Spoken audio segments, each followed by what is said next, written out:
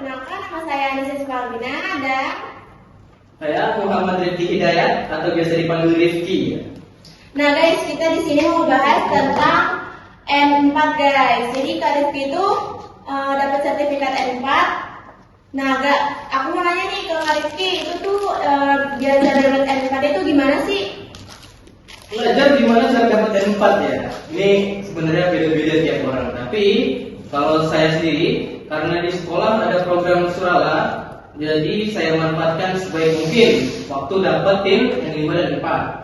Nah, ketika dapetin N4-nya, saya juga bantu dengan belajar di rumah. Itu. Tapi saya bukan tipe orang yang belajar 1 jam 2 jam itu sekali duduk, saya nggak bisa. Terus tipe kakak tuh yang belajar dari gimana sih? Saya tuh belajarnya lewat lagu, misalkan sambil dengerin lagu Jepang atau video-video Jepang kayak anime, itu bisa membantu banget dalam bahasa Jepang. Nah, kakak kalau misalnya kakak belajar bahasa Jepang tuh, misalnya teman-teman kakak minta suka ngajarin gitu, masih kayak minta ajarin gitu. Banyak ya, itu minta ajarin juga saya bantu ajarin. Tapi bukan karena mereka minta bantu ajarin saya bisa gitu loh. Jadi tetap saya bantu ajarin, tapi saya nggak ada perasaan menggurui banget, cuma sekedar sharing aja. Oh Ya. gitu. Oh ya kak, menurut kakak nih Surala itu di sekolah itu gimana sih? Jujur ya, jujur aja. Surala itu membantu. Kalau siswanya yang benar-benar serius mau ngambil N5 atau N4 itu membantu banget. Kalau buat belajar dari basic ya, dari paling dasar, fundamental sampai yang levelnya bisa dapat N4 itu membantu banget. Tapi kalau buat kalangan saya yang udah dapat N4 atau yang udah tinggal belajar N3-nya, Surala udah nggak bisa membantu karena target Surala cuma sampai N4 doang. Terus misi kakak setelah dapat N4 itu kakak mau ngapain? Misi ya, jelas sih, mau kerja di Jepang. Kenapa sih kak harus di Jepang? Kenapa harus di Jepang ya? Karena dari kecil bukan dari kecil banget sih, dari SMP mungkin ya. Karena dulu zamannya COVID sih, jadi saya butuh pelarian aja, butuh hiburan ketika di rumah. Akhirnya saya ketemu anime, saya ketemu lagu-lagu Jepang, saya akhirnya suka sama budaya Jepang. Dan kebetulan juga saya masuk sekolah ini ada program magang Jepangnya. Jadi ya kebetulan aja ketemu benang merahnya gitu. Menurut kakak itu buat magang ke Jepang itu seru nggak sih kak? Seru di bagian mananya? Ketika di sekolah, di kelas, atau ketika sudah di Jepang? Dua-duanya kan di sekolah Dua-duanya. di Jepang. Di sekolah ya, ketika di kelas seru juga enggak sih, seru-seru aja. Karena kan ada teman juga yang yang bahasa Jepangnya jago juga, jadi merasa tertantang, jiwa kompetitifnya muncul nih. Gua nggak boleh kalah dari dia gitu loh. Jadi seru-seru aja sebenarnya kalau di kelas ya. Terus kalau misalkan udah di Jepang nih, mungkin seru kalau tinggalnya di daerah perkotaan karena banyak hiburan ya.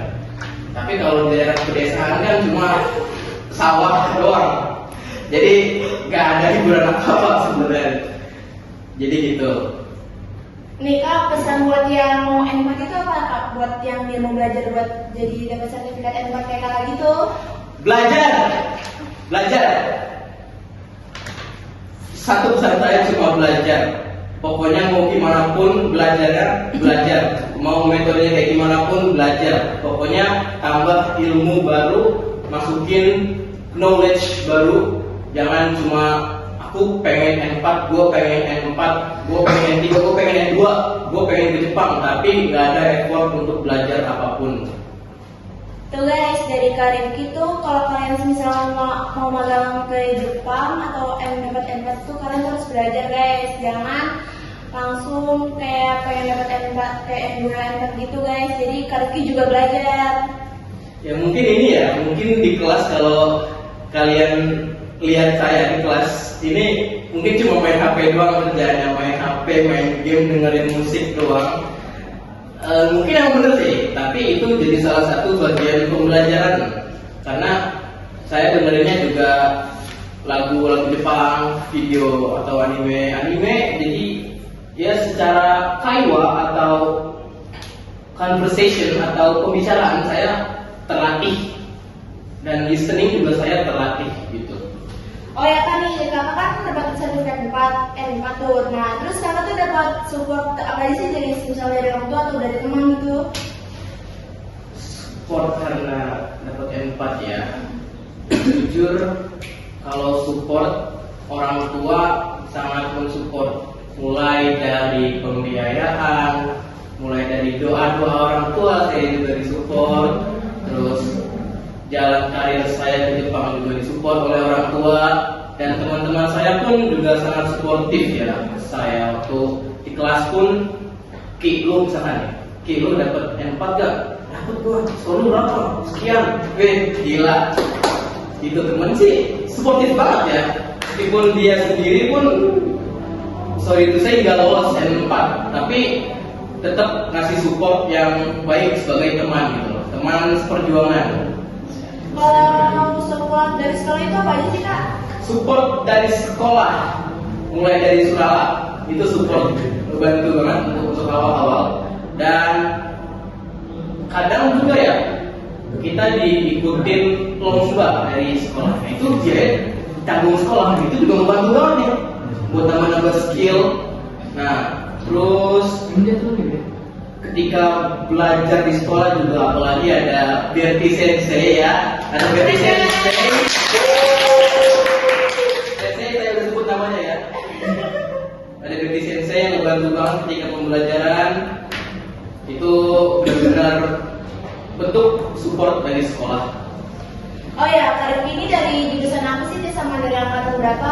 Ya, saya jurusan Teknik Kendaraan Ringan atau TKR. Ya, saya angkatan ke-12.